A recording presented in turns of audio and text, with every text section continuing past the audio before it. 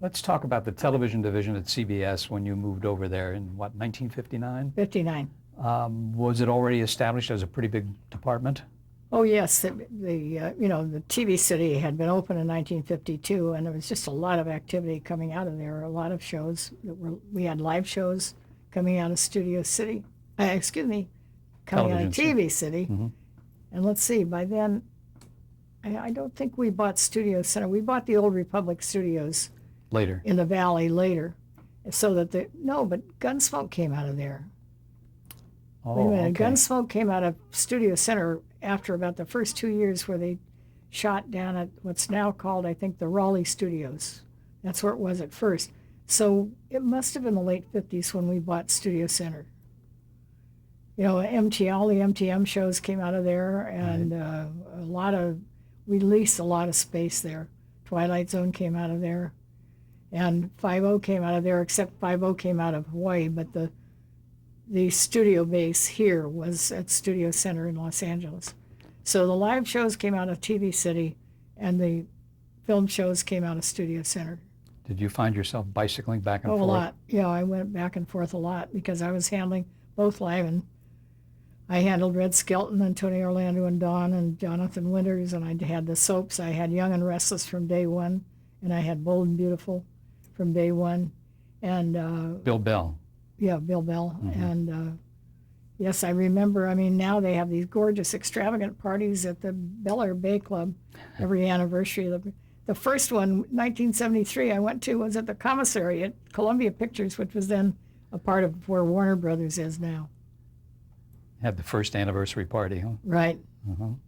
In 1959, Jim Aubrey became president of CBS. Yes, he did. And he created quite a stir there. Did you have much interaction with him? As little as possible. Mm-hmm. What was his management style like compared to what you experienced with Mr. Paley and other people like that? Well, he didn't seem the CBS type to me. His nickname was the Smiling Cobra, and that was quite apt. Did all the employees feel that way about him? Most employees? I would say the majority of people felt that way, although they often would not express it. Did you see He that? was a very, very powerful man at the time. Did you see that in action in terms of some of the negotiations where you wanted something in a contract and Mr. Aubrey had a different mind on it? I think I'd like to pass on that question. Okay. I don't mean to be difficult, but there's some things that aren't very diplomatic to get into. Okay. And I'm very fond of CBS, and I I want keep things to forgetting, stay you know, that way. I keep thinking that you're retired, and that's in my head, and I know that you still have to be That's careful right. about what you say. That's right. Well, I think Aubrey was then replaced by Jack Schneider in Oh, and 1965. he was a wonderful guy. Yeah. Jack Talk Schneider. about him. Oh, Jack Schneider was terrific. He was big loyalty to his friends and his family and his people. And Jack Schneider was a great party guy, and in the sense that, I mean, he used to have these annual retreats for the employees. We always had a lot of very good business meetings where we got to meet the people from the other divisions and so forth. But he was always sure that there was plenty of time for tennis and golf and swimming and so forth. In fact, one of the times I went to Innisbrook in Florida, I was the only right-hander in a left-handed golf foursome of Jerry Golod, who was a writer, and gosh, the guy that was in charge of Arthur Godfrey's money, and the man that was president of the CBS radio division. And we won the prize for putting the most golf balls into the water at Innisbrook. I think we put 40 golf balls in a round of 18 holes. All of a sudden, those names have escaped me. That's okay. ridiculous. Your memory with names is incredible, so you're allowed. Okay, thank you. Did you find that Jack Schneider was a relief? I mean, not you personally, but Oh. all the employees? Oh, to everybody. I Yeah. mean, Jack Schneider was like a breath of air and sunshine. When I had my 50th anniversary party, I invited him, and he called me. So we had quite a chat, and he was talking to me about how he didn't get the golden parachute that everybody gets today when he left CBS. He was a neat man, and he was very smart and very charismatic. And a very good executive, And a too, very wasn't good he? executive. Yeah. Yes, he was. He was terrific. Let's jump to the 1960s. In terms of the contracts that you negotiated at that time, CBS was doing a lot of pilots, of course, for television. And what kind of shows were the contracts for? Do you recall? Or was it across the board? Like across the board, literally, yes, until I became confined several years ago to the movies and miniseries. I was doing everything, nighttime, daytime, morning time, prime time, Saturday, whatever. Can you remember some of the shows from the 60s that you worked on, or is that asking too much? Well, I worked on Judy Garland, and I worked on, Red Skelton always. I worked on Red. And I found when I looked at my old files that I did work briefly on Carol Burnett, but not for very long. And I worked on, I'm looking down the hall at CBS to try to remember. Well, let's stay with Judy Garland for a minute. Tell us about that show and some of your Poor negotiations. Judy Garland. I mean, she was so talented and so sad. I mean, really. She had so many problems. But she was around for, what, one full season or longer? I don't recall. I think it was only one season. I Yeah. believe it was. And they painted the floor, the yellow brick yes, road, and put grass down. She had this beautiful dressing room down on the first floor with the little fake grass and little potted palms, not potted palms, little potted geraniums and a little picket fence. And then this mirrored dressing room made me very nervous because she was unstable on her feet a lot. Then they had this yellow brick road that ran from her dressing room to the studio. Well, one night there was a new janitor there. He rolled up her grass, he rolled up the picket fence, he put the pots in a cabinet somewhere, and he washed off the yellow brick road. And she was very upset. And the poor audience sat there till 3 o'clock in the morning waiting for her to come back and do the show. She was up in Hunt Stromberg's office. She didn't think we loved her anymore because we washed away her yellow brick road. I wonder what was in that So janitor's sad. mind. Oh, well, He thought the show was over, right? I don't know what he thought, but I think he just took his own instructions because nobody told him to wash off the yellow brick road. What about some of the other lady performers you mentioned? You mentioned Oh, Carol Burnett was just a princess. She's just a great lady. she had is. a I mean, great team of people. She's very working. talented. Oh, yes, she had a great team. And, Bob Wright and Joe Hamilton and all those good writers. And, Arnie Rosen, did yeah, you deal with they him? were all just a wonderful bunch of people. Mm-hmm. And for all of her upbringing, which apparently was a result of heavy drinking in her family and so forth, she was, in my opinion, very stabilized lady. I mean, amazing. She was really a great dame. And She is. I shouldn't say was. She is. And she conducted herself so Oh, well. always. Yeah. Yeah, just terrific. Yeah. She used to give dance classes in the rehearsal hall. I mean, fitness classes for everybody, at lunchtime and things like that. She was wonderful. Would she lead those? Yeah, fitness? yeah, she did. What did the negotiation process entail when you would make up contracts for those people? I mean, would you have to deal with their agents? Okay, let me oversimplify this because apparently I haven't been simplification enough in this. No. The creative people meet, and sometimes I meet with them and sometimes I don't. It depends on the circumstance. The creative people decide they want, Joe, Josephine, and Jerry. So then they tell me that they want those people. So then we find out what part are they going to play, how often do you want them? Are they in every show? Or are they in 7 out of 13? Are they a casual guest star? What is it? Or the same with the writers, same with the producers, same with the directors. Then you deal either with the individual or with the agent or with the attorney. In those days, you did not have these layers and layers of management of everybody sticking their hand in somebody's pocket if they were successful. You didn't deal with managers. No, I didn't. I mean, if you dealt with a manager, that was the only guy you dealt with who was representing, usually, or sometimes I dealt with accountants who handled the business part. But now you deal with an agent and you think you got the deal set. And the next thing you know, you hear from an attorney, oh no, that's not what he meant. Then you hear from some paralegal who never heard of you or the person or the deal that you made with the agent, who writes you another letter and says, oh no, that isn't the deal. It's become so complicated and so frustrating. And this really bothers me. Everybody's handshake used to be good. You didn't need a signed contract. Even now with signed contracts, you have people renege on the deal. It's unbelievable to me. I'm sure you've experienced it, Henry, but I can't believe that people are not willing to live up to their word. Or there are performers who won't sign the contract and they do the show and continue on the show, and there's never been a signed contract with them. Oh, well, that's correct too, but they have taken the money. Yeah. So they have accepted the deal.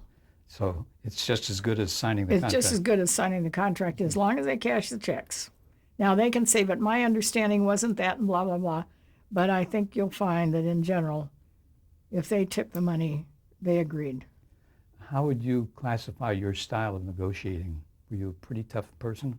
Am I what? A pretty tough person in negotiation? Well, people say I am, but I think I'm very fair. Mm-hmm.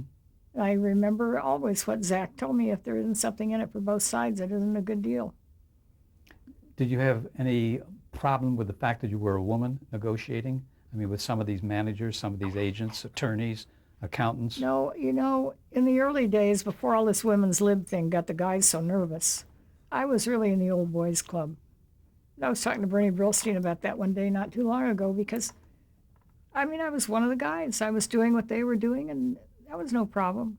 But then when the women's movement came in and all these bra-burning ladies started beating on how men are so awful and blah, blah, blah, things got really out of hand. And I think in many ways that it has been more detrimental to the advancement of women in the long run than they intended.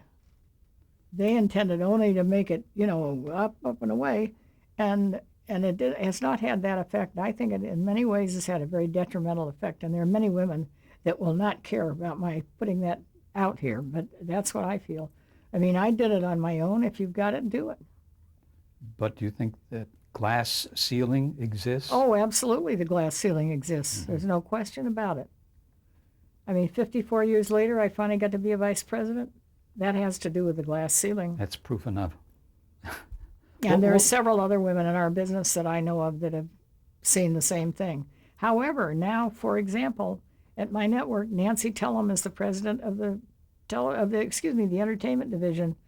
Nancy is not hit with the glass ceiling She's done anymore. wonderful. Yeah. She was Yeah. for a long time, I think, at Warner Brothers, but Yeah. Leslie Moonves has great faith in her, and rightly so. She's a very smart person and a very nice person and a very helpful person. And I think that Nancy, unlike some of the other lady presidents, is going to lead the way toward cracking that glass ceiling because she has gotten the top job. Wonderful. Now, my question becomes, if Leslie should decide to go on, would they give Nancy the job? I still have a question about that. Big question. Based on female, male. Sure. But it's good to see that it's Oh, gotten yes, some it's relief. improving a lot, Yeah. particularly since Leslie came to our network. Our network has improved greatly in that. One of the questions I have here is, did you have a standard contract of some kind, not you personally, but was there a standard contract that was for talent that you adhered to, or was every situation different? Well, it depends on what you say about standard. Every contract contains certain provisions, warranties and indemnities and how often they work and how much will they get. They're now, 28, 30 pages. But you start out from a basic form, but each situation is different depending on the show, the nature of things, where the show is produced. I guess you could say, if you want to make a general statement, that there are certain standard provisions that have to be included in those contracts for a producer or a packager or a director. They're different for all these categories, or a writer or an actor or a musician, conductor, arranger, and then there are all the music rights that have to be cleared, and that's getting more and more complicated. But And did then- you find yourself the contracts becoming more complicated these days as opposed to what you were doing in the 60s? Very much so. And a lot of that has to do with, well, in the first place, we used to be able to buy everything. Then the unions came in. And then with the FCC edict in 1971, we no longer could buy the back end, as it's called, so that the subsequent profit from the shows that we owned and produced could not come to us. Excuse me, on the owned shows it could, but I couldn't buy the back end from Norman Lear. Norman Lear got the back end on his shows. I handled All in the Family, Good Times, Jeffersons, Maude. I handled all the Norman Lear shows. But by then, this had changed, so Norman had the back end on all those shows. So we had our network uses. And in fact, in Norman's case, because it was such a controversial show, I will never forget having my boss say, go down and look at this tape they made at ABC and give me a budget. So I go down to look at a thing called, it wasn't called All in the Family then, it was called, It was named after the character, I think. yeah, it was named after the English show that it came from. Oh, yeah. Okay, anyway, I go down there and the guy racks up the tape for me. First thing is a toilet flush, and Rob Reiner, I think he was replaced. I think he replaced another guy. Anyway, guy zipping up his pants, walking down the stairs. This was rather shocking in, even 1970 television. It had never been done before, and it went from there, And living in my wonderful integrated neighborhood of Baldwin Hills, to have Archie Bunker spewing all this anti-black stuff was a head shaker for me, I will tell you. But anyway, Bob Wood decided to go ahead with the show. I did put together a budget, which of course bore no resemblance to what Norman felt he needed for the show. He was then the president of CBS, Bob Wood. Oh, Bob Wood was Yeah. then the president of CBS, excuse me, yeah. Mhm. Bob Wood had a lot of nerve to go ahead with that show after ABC had passed on it too, and I could sure see why ABC had passed on it. Did you think he was a little crazy for doing it? I don't mean No, I crazy, really didn't. But as you will probably remember, that show did not become an instant hit. When it went on in the summer, it then became a hit, I guess, because there wasn't a lot of competition. A lot of people saw it. But in Norman's contract, I had something I'd never had before, and I invented this on suggestion from all our people, that in effect, his show would be fair about showing various points of view, and that it wouldn't, in effect, just all be his liberal point of view. And I'd never had that in a contract before, but I had it on All in the Family. But subsequently, because All in the Family was such a hit, I didn't have to put it in Good Times, I didn't have to put it in Jeffersons, I didn't have to put it in Maude. Those shows were also, in a way, off the wall compared to what we'd known before Norman Lear. It's most interesting that you were able to even get that in there. Yeah, well, Norman wanted that show on the air, and he wasn't as big a hit then as he is now. Now, the owner of the show getting the back end, like in Norman Lear's case, Right. wasn't that a big loss of profits Oh, of to course CBS? it was to the network, sure it was. How did they reconcile that? Well, you hear independent producers talking about how their shows always cost them more than we pay, that the deficits are getting bigger and bigger. Well, their profits are bigger and bigger too, because they have the foreign market. The deal is changing again very recently. We have a new concept on our productions. Can you talk about that a little bit? Well, yeah, I believe I can. For the movies, we used to get 2 runs. That was it, United States, Canada. But now we are taking the original run and a second run on the network, or 12 cable runs, and then we have certain options with respect to video rights, and we have certain other options that we didn't used to have. But the suppliers are seeming to finally fall into position on it. But whenever you change kind of the basic deal, you find a lot of resistance. Sure. But if they want to do business with us, that's the way it's going to have to be, because the business is changing. As you know, Hank, it's changed monumentally. In the 54 years since I've been in the business, I can't think of it, how much change has occurred in so many ways.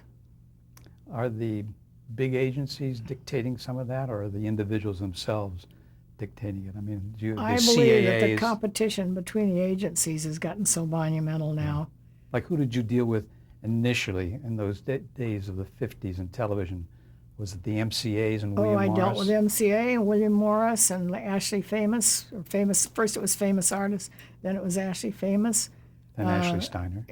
Ashley Steiner. I used to deal with the Jaffe Agency. I used to deal with, I'm trying to think of all the defunct agencies. Well, Rosenberg Coriel I dealt with a lot. Phil Berg and Berg Allenberg, but they got bought out by the Morris office.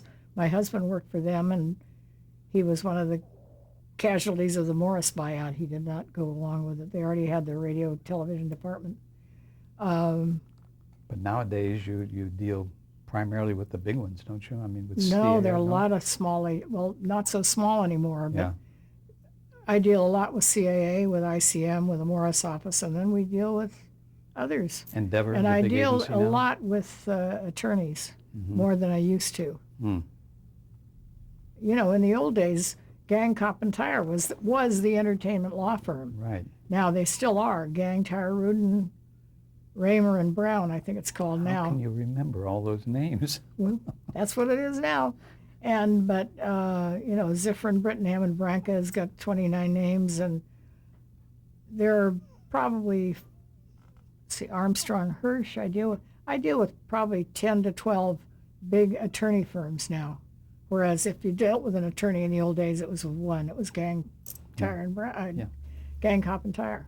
Well, did the talent agencies have a lot to say in those early days of television? Did they kind of rule with an iron hand, or No, they No. did. Well, did they go along with what you wanted? they pretty much went along with what you wanted Mhm. because this was this whole new medium, and there was great exposure for their talent.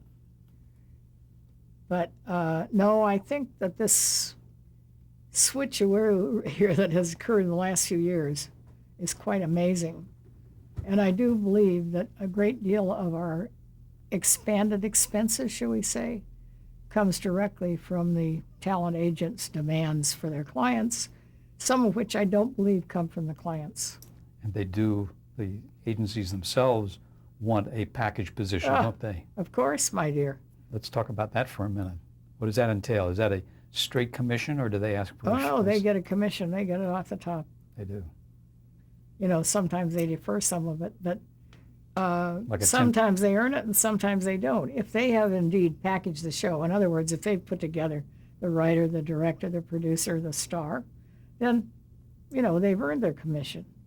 But if they just come in because they represent somebody, they demand the commission. I mean, I've had a biggie very recently on this subject, which I am not in a position to discuss, but it's really out of hand. Do they ask for more than a 10%, or do they ask? Well, no, they ask for the commission period off the top, and they want to be guaranteed by anybody and everybody. And I mean, I realize that they have to do a business, but they are increasing the cost of our doing business, Sure.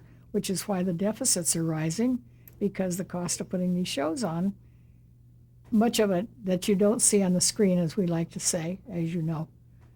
If you see it on the screen, you don't mind paying it. But if it's these hidden charges that really are not contributing to the creative image of the show, then why should you be paying these kinds of prices? So And you say- somebody has to do something about conducting their own business and their cost of doing business. Certain things ought to be the cost of doing business. And not exceed a certain That's right, and not level. be ridiculous. Mhm. So would you say the agencies are much more powerful now than they were in the early days, because they were so anxious then to get stuff on the air? Well, I think they have a greater hold on the talent.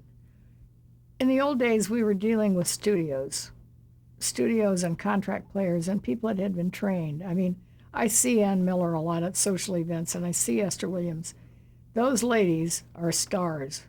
You never see them at the market in their curlers. I mean, these ladies are stars.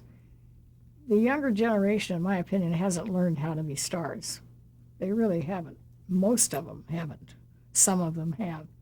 But, you know, this is a fantasy world. You need to keep up the fantasy. As I believe it was Joan Crawford said, if they want to see the lady next door, go see her.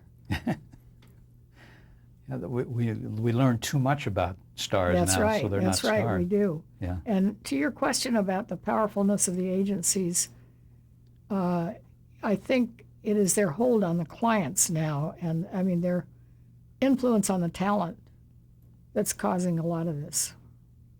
Because this talent is insecure. I mean, They're stars at 21 or 2. yeah, that's right. They haven't had much experience, and life or otherwise. Did you have anything to do, I'm jumping back again now to the 70s, with the Smothers Brothers show? I did for a very brief period, and actually, My daughter married the son of Jimmy Joyce, one of the 5 sons of Jimmy Joyce, who was the musical director on the Smothers Brothers show. Because I can So- remember the battle that CBS had with the Smothers Brothers, Oh, yeah. getting the tapes of the show from them. That's and I'd like right. to touch on that just for a minute. Can That's you right. tell us about that? I was not involved in that. By the Okay. time that all started falling down, well, I was not on the show anymore. But it was, again, a censorship effort on the part of Well, somebody in yeah. program practices. Well, wasn't it? that's right. Yeah, that was. I mean, if you looked at those tapes that we questioned today, you'd say, "You did?" It was something about a burning bush and Yeah, Moses or right. something. I mean, but I mean, compared to what you see on the tube today, Yeah. Smothers Brothers look pretty mild.